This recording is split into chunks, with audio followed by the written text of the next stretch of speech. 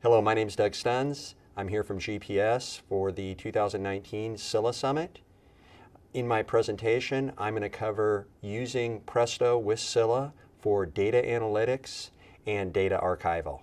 Hope you enjoy the presentation. Hello, everybody. My name is Doug Stuns. I work at GPS Insight, Senior Database Architect, and we're kind of been using Scylla. I guess you could say we're a mature Scylla customer now after 2 years, and we're really happy with the database. A little bit about me. I've been doing databases since early Oracle version 4.5 on Amdahl mainframes, all the way through the proprietary Unix parallel systems, Solaris OPS, Sequence, and then lastly, I ended up with Oracle Exadata and Oracle Data Appliance. And about that time, I started kind of seeing this whole polyglot database, purpose-built database activity starting to occur. A lot of Cassandra was introduced with our relational. And shortly thereafter that, saw kind of the limitations of Cassandra and had the opportunity to utilize Scylla. So GPS Insight, what they do is they're a fleet monitoring company, monitor value add to make your fleet more efficient, to give you ways to save money, to meet regulatory requirements, logging, safety, emissions, all of those type of things. So again, being a mature customer of Scylla now, Scylla has more than meted every one of our needs, exceeded it. The performance is off the charts. We're getting all of our data. It scales. It's almost boring. It never goes down. It's always available. Unlike our relational database, which we used to have outages and problems on a regular basis. You follow the query design model, and your application basically answers 99% of your needs. And so the issue comes after a while is how do you answer the 1% query? And that's kind of the situation we're in now. Application designed, hits all the right tables, does everything, but how do you answer these ad hoc one-off queries that don't happen all the time, but they're very necessary? And that's basically retrieving non-partition lookups that you didn't think and design for outside of using secondary indexes. So your choices, everybody's familiar with them. You have the base binaries, you have CQLSH, you have the copy command, you can dump it to a CSV file, other Cassandra derivatives, you have DS bulk. You can use all those tools, but everybody knows that when you try to run some of those, you can't answer all your ad hoc queries because you don't hit the partition range that you've designed your queries to run against. So what are your next choices? Well, Spark. Spark works great. It answers a lot of those type queries, but when you come from a RDBMS rich environment with lots of people that are familiar with SQL, they don't always want to learn Scala. They don't always want to go through those syntactical things. In addition, Spark can be kind of challenging to set up, not as flexible to hit heterogeneous data sources, CSV files, relational databases, your Cassandra cluster. So it's kind of funny because in our refresh process, this is how I stumbled on Presto. We have to refresh, our 18-node cluster down to a 3-node, 4-node cluster for development so that new development can go on with fresh, clean data. In that process, it didn't pass some of the quality checks, so it was missing data. I couldn't identify why after 2 weeks with all the standard tools. So after looking around, talking to some people in the community, I found Presto. I put that out there, and it was without hardly any setup time, any configuration other than a standard Cassandra.properties file, I was able to identify that, of course, Scylla didn't lose any data. It was there. and I could pinpoint a non-partition range lookup in individual pieces of data to validate the quality check that the dev environment matched production for the subset of data that we needed. So the beauty of that was there was really no weird syntactical stuff. It's just ANSI SQL, and you're able to pull out those, what I consider 1% query questions that come up, and they're necessary to find, but you're not doing them every day. So that's how I stumbled upon Presto, and then it evolved from that. And I'll show you how we utilized it for more data analytics and data archival to keep our cluster size a little bit smaller and to not have to keep those 1% queries that could be 10 terabytes of data in the database. So our Scylla environment, again, we're a mature customer, about a year and a half. We have all of our IoT diagnostic data 100% in production on 2 production DCs in AWS. We have a third one. It's in the process of being decommissioned. It's bare metal, waiting to get rid of that any day. We basically have a Redis DQ stack, does all of our writing and writes to the cluster. And then we have a web application portal for our customers that hits all the query design model Cassandra tables that we set up. So what I just did was spin up another little EC2 simple standalone and put it in one of the DCs to answer these ad hoc queries. I call them the 1% queries. A little more detail on that. Again, 2 production DCs. We have a third one. It's being decommissioned. So 18 nodes right now. We'll go down to 12. The 3 main key spaces we have: diagnostic key space, which is all sensory data from the devices in all the vehicles. And that data is 100% live. It was our biggest pain point, and that's in Scylla Live right now. We're in the process of taking the GPS data and moving that to production. That will be the next big load of data.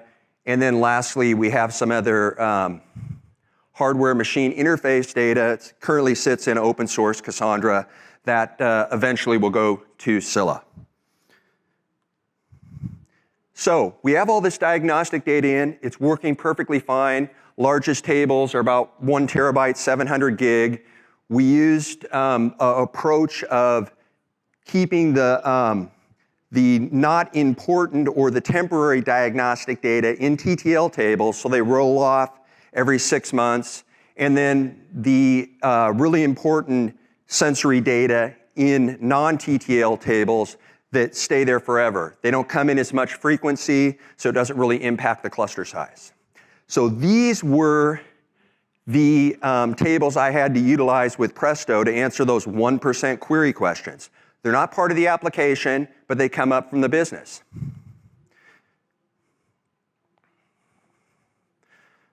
So here's an example of using Presto to answer a question that came up in a very hot time about temperature statistics in some of the devices. Are they working correctly? So you can see the partition key is actually account ID category, but when you're attempting to query something by that, we didn't want to do it that way. We wanted to use non-partition ranges outside of that query. The developers couldn't find this, we couldn't identify it. So here's an example of how to find something that you didn't design for after the fact.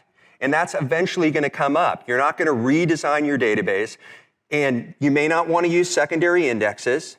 And so simple query should be really easy to do, and you can perform this in Presto. So now taking that a little farther, the business may want to do something with that data, may want to analyze it, may have to get a report, may have to prove something to a customer. So like all the tools, copy, DSBulk, CQLSH, you can dump it to a CSV file, take it in Excel, put it in some other tool to manipulate, do whatever you want to do. Lastly, for me as an admin, The queries I need to do are typically admin type queries like how many people have performed a select count star from Cassandra. Doesn't really work well, right?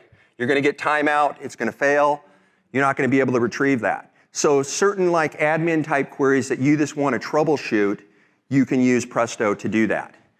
Just like a relational database. And being a small company, I don't want to train all the developers how to use Scala, Spark, and everything else. I just want to cut them loose on an ANSI SQL tool, and then that frees me up to do more admin stuff and allows them to do their own queries, to find little problems. You know, originally they just came to me for everything, and I can now just hand this off to them and they can run with it. So, Presto monitoring with Scylla. One of the funny things I found, we did use Spark, we did use Zeppelin initially, and when I would run some of these queries in that tool, I would notice a fairly significant load on the cluster in Scylla Monitor. Presto has a very simple UI, and you can monitor the workload, you can see what's going on. When I use Presto, I don't notice a very significant load at all in Scylla. I do have the luxury of having a DC that isn't being directly written to, so I don't know over time if there's going to be more of an impact on that, but right now the load is non-impactful at all on the whole cluster, which is really nice. So this little simple tool basically allows you to just see when your queries finish, see how many workers you're using, see the impact, and then you can marry it up to the Scylla monitor and see if you're actually impacting your cluster. So, after using it to kind of do some basic data analytics, things like that, basic admin stuff, answer those 1% queries, the development team now is using it to answer some GeoServe type longitude, latitude stuff. You know, we're waiting for the user functions potentially in Scylla that we can write and bake those ourselves, but they use it to do some more application type stuff. So it's starting to grow in that arena and actually be able to be used as part of the application. One of the other things I stumbled upon on this in trying to keep our cluster the same size and not grow it is another set of 1% questions are in GPS data. We're getting to pull this in.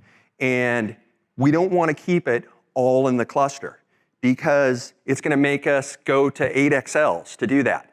And to answer questions that may come up for those 1% questions, very rarely. So it also serves this purpose. So we have 15 terabytes of historical data that we're going to be putting in GPS. Data requests can go back 7 years. But those 7-year data requests are very, very rare. So 90%, 99% are in the 1 to 2 terabyte range that can sit in the TTL table and roll off. But what happens if you get that request, that rare 1% request that wants to go back 7 years? You still need to be able to do it. So do you make your cluster giant to support that 1%? So this is another solution or problem case that Presto solved for us. So by simply making a non-TTL table by month, along with our TTL table for the application to do 99% of the queries, we can make a dump table to dump to CSV, move to the S3 bucket, and then use Presto to query that in that rare 1% case to meet legal, regulatory, auditing stuff. And we don't have to grow our cluster size radically to support that 1% query. So here is how we use Presto to do this for us.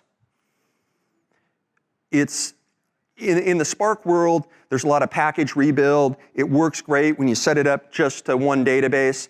But one of the things we found that we liked about Presto is it's a simple plug-in, drop-in to a relational database, Cassandra database, whatever you want. So we simply drop a CSV plugin, and we can point at S3 and query that CSV, find that piece of data we need for that weird 7-year requirement, and fulfill the need. And you can basically do it on the fly. There's no change to the binary. You just drop the other plugin in. And so a simple scripting process of dumping that monthly non-TTL table to CSV, then moving it to S3, and then cleaning up the Scylla cluster saves all that precious NVMe space for our cluster for our real 99% transactions. So here's a visual on how we did it. It's very simple. It's basically, we have multiple inserts going, to kind of match that, query design model with Cassandra. So we just added another insert that goes to a temporary table that's non-TTL. And it's organized by month, and at the end of the month, dump it to CSV, move it to S3, while the application's hitting the primary TTL table with that 2 terabytes of data in it, fulfilling the application needs, but we know in our back pocket we can go back 7 years, 10 years on CSV. Now, in some cases, you can just query the CSV directly and it will fulfill the needs. In other cases, it doesn't. So because we put it into the same table that matches our application table, it's a simple copy command load back in to a temp table where the application code can point at it and perform the same business logic on that data that may be 7 years old. So for us, it's answered the 1% query questions. It's kept our cluster size stable and not growing to support things that just don't happen on a regular basis. So by stumbling on Presto to answer these weird ad hoc queries, it's also turned into a data archival tool, keeping our AWS bill down and letting us keep our prime data in Scylla performing, as great as it always does, and keep our cluster, small and not growing. That's all I have. I also have an appendix just showing you how trivial it is to install Presto. It's a simple tarball unzip, a couple of plugins for whatever database source you want to utilize or CSV file. And then lastly, I think you need to have Java 1.8 on there is the only prerequisite. So it's very simple. It can be done in about like half a day. And it satisfies that 1% query situation. Thank you.